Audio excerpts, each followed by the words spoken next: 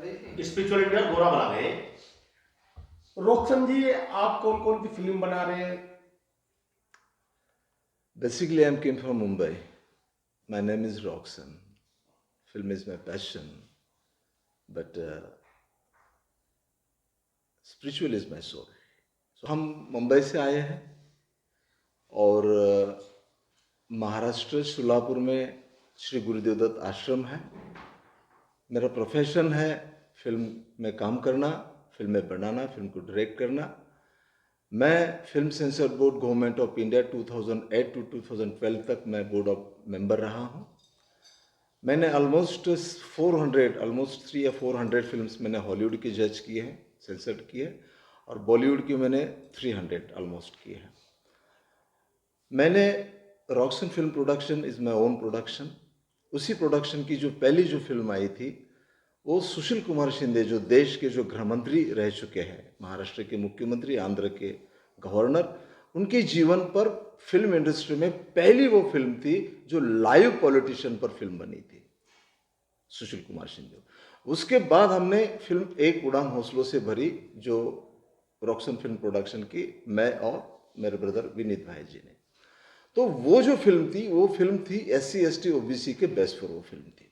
और उसमें एक क्वेश्चन हमारा था, कई क्वेश्चंस हमने किए थे, बट मैं थोड़ा सा आपसे मैं उसका झलक दिखा सकता हूँ, बोल सकता हूँ। उस फिल्म में एक क्वेश्चन था कि एक दलित रामायण लिख सकता है, एक दलित महाभारत लिख सकता है, एक दलित इस देश का संविधान लिख सकता है। तो दलितों में इतना टैलेंट, विद्वत्ता होने के बावजूद भी हजारों सालों से दलित शोषित, वंचित और सफर रहते हैं। अकॉर्डिंग टू वर्ण व्यवस्था in this country, 4 Varna, Brahman became a 6th Prime Minister, Kshatriya became a 5 Prime Minister, Vaishya became a 2 Prime Minister, then Shudra यानी कि दलित प्रधानमंत्री क्यों नहीं? Why such a qualified Dalit leader could not become a Prime Minister? That's my question. Okay. अगर एक दलित रामायण लिख सकता है, एक दलित महाभारत लिख सकता है, एक दलित इस देश का संविधान लिख सकता है, तो फिर दलित इस देश का प्रधानमंत्री क्यों?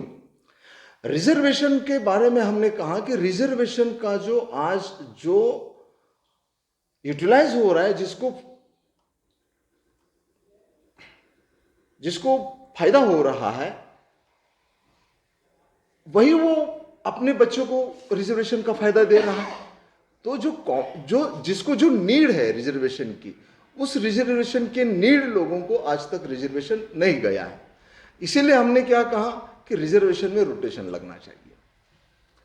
पहली बार बॉलीवुड में रोटेशन पर फिल्म बनी, आरक्षण पर तो फिल्म बनी, अमिताभ जी की बनी, जो आरक्षण प्रकाश झा की आई थी। उसके पहले भी फिल्में आई थी आरक्षण पर। हमने क्या कहा, जैसे राजीव गांधी जी ने, जब राजीव गांधी प्रधानमंत्री थे, तो 73 अमेंडमेंट और 74 अमेंडमेंट से इस देश में 7 पॉलिटिकल सेक्टर्स हैं: ग्राम पंचायत, पंचायत समिति, जिला परिषद, नगर पालिका, महानगर पालिका, विधानसभा एंड लोकसभा। राजीव गांधी जी ने 73 अमेंडमेंट करके ग्राम पंचायत, पंचायत समिति, जिला परिषद में रोटेशन लागू किया।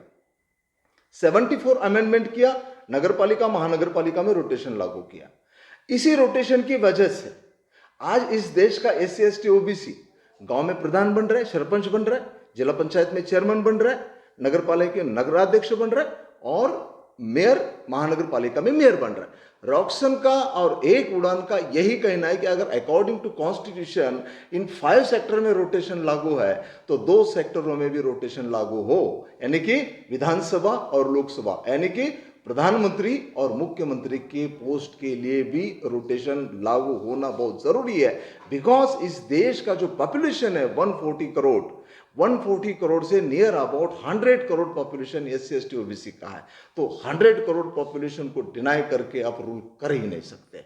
अगर उनको जस्टिस देना चाहिए तो इस पोस्ट के लिए रोटेशन लागू हो जाए, तब इस देश का प्रधानमंत्री SC ST बन सकता है।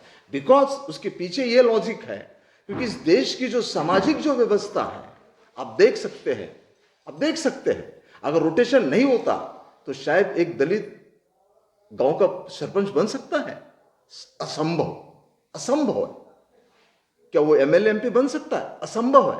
क्या वो मेयर बन सकता है? वो असंभव है। ये ड्यू टू रोटेशन, यही एक उड़ान का कहना है कि जैसे 5 सेक्टरों में रोटेशन लागू हुआ है, वैसे 2 सेक्टर को रोटेशन लागू करो ताकि ये समाज मेन स्ट्रीम में आ जाए। यही एक उड़ान का मेन बेस था। लेकिन unfortunately I am saying to this on the channel, Modi सरकार के film censor board government of India ने इस फिल्म पर, एक हिस्टोरिकल फिल्म पर बैन लगाया। और बैन लगाने के बाद हम जम्मू कश्मीर टू कन्याकुमारी तक जितने भी, ऑलमोस्ट मैं हर स्टेट में जाके मैंने विरोध किया, प्रदर्शन किया, लेकिन मुझे उसमें सक्सेस नहीं मिला। आखिर हर रोज मरने से बेटर मैंने एक दिन मरना मैंने पसंद किया। 18 अप्रैल 2019 को जहां नरेंद्र मोदी जी, हमारे देश के प्रधानमंत्री आदरणीय नरेंद्र मोदी जी का जन्म हुआ, वडनगर गुजरात में, उनके घर के सामने मैंने 18 अप्रैल 2019 को मैंने मेरे खून से बनाई फिल्म को मैंने जलाया। उस फिल्म को मैंने जलाकर उसकी होली की। एक दिन, यानी कि हर दिन मरने से बेटर कि मैंने एक दिन मरना पसंद किया। उसके बाद 5 साल आफ्टर बैन मैंने इस हिंदुस्तान को मैंने देखा।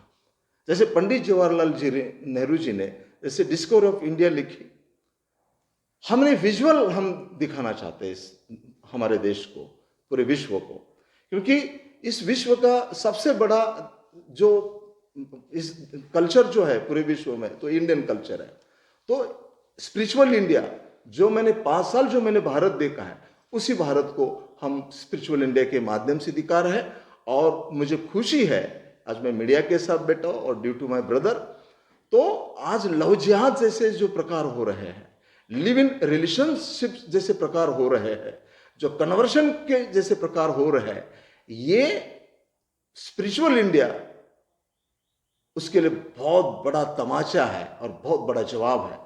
एक युवा, एक तरुण, एक रशिया से आ जाता है, उसका नाम है जैक्सन, वो रोल मैं प्ले कर रहा हूं। वो यहां आकर एक गाइड लेता है, जो गाइड है गवर्नमेंट से, वो गाइड उसको पूरा इंडिया दिखाती है, हिंदुस्तान दिखाती है, और ऐसे ऐसे उसके साथ रहकर उस गाइड के प्रभाव से वो मोटिवेट होता है, और वो जैक्सन से वो जय किशन बनता है।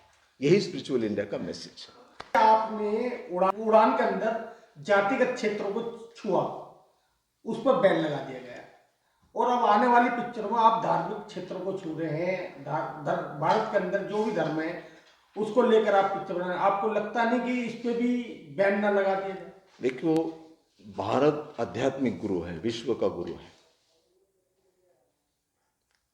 और मैं गुरु दत्तात्रेय जी का भक्त हूं। जहां तक मैं इंडिया को समझ रहा हूं,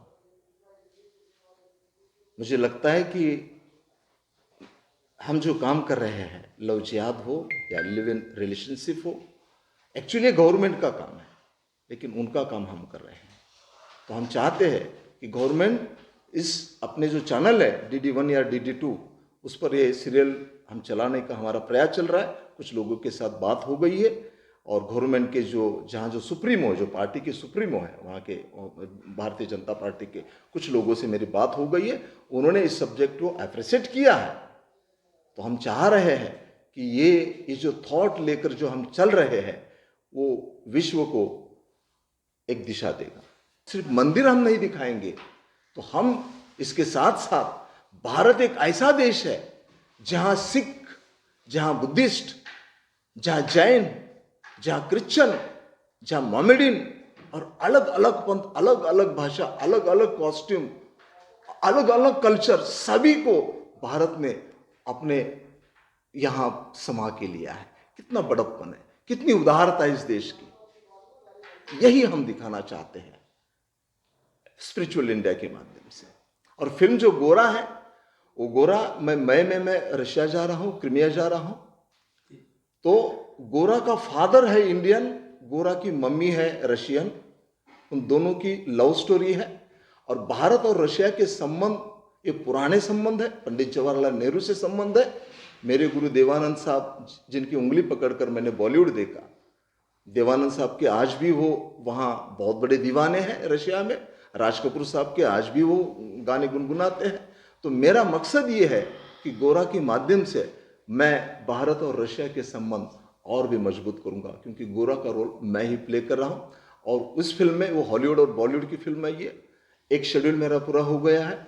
अब मैं जा रहा हूं और क्रीमिया के जो प्रधानमंत्री है सगरे ऑक्सेनिन, वो बॉलीवुड में आए थे और उन्होंने कहा कि अगर बॉलीवुड के अगर फिल्म मेकर्स अगर क्रीमिया में आ जाते हैं रशियंस, हम उसका वेलकम करेंगे। According this statement I want to go in Crimea. गोरा में कौन हीरोइन ली? देखिए, मैंने जैसे स्पिरिचुअल इंडिया में मैंने ऑडिशंस ले लिया और उसमें विदिशा को मैंने सेलेक्ट किया।